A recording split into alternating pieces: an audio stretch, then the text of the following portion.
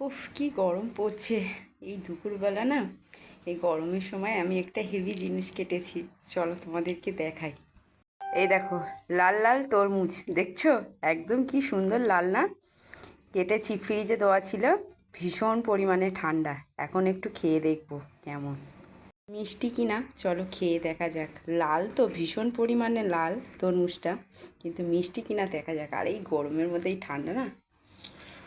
হুম, হ্যাঁ মিষ্টি আছে, ভীষণ মিষ্টি। আর এইভাবে কেটেছি, আবার ফ্রিজে দিয়ে দেব। এখন সবাই অবশ্য খাবে, আর বাকি যা থাকবে ফ্রিজে দিয়ে দেবো।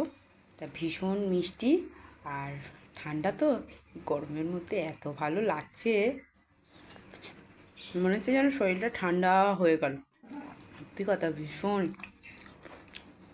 বেশ মিষ্টি আর ভীষণ লাল। দেখো, দারুণ খেতে, দারুণ।